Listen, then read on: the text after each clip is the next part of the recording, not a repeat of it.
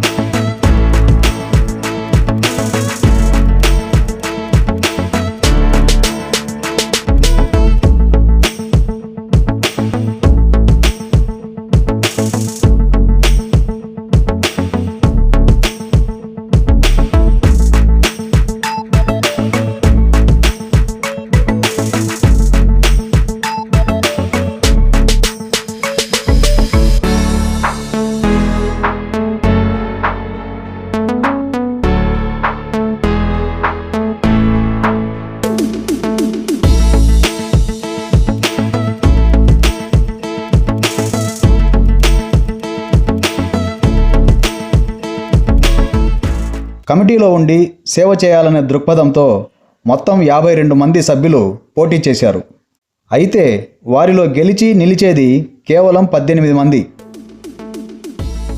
ఒకరికి ఒకరు అంతా మనవాళ్లే, పోటీలో మాత్రం ప్రత్యర్థులే. తెలుస్తుంది మరికొన్ని గంటల్లోనే రిజల్ట్ ఏంటో. వేచి చూద్దాం మరి విజేతలెవరో.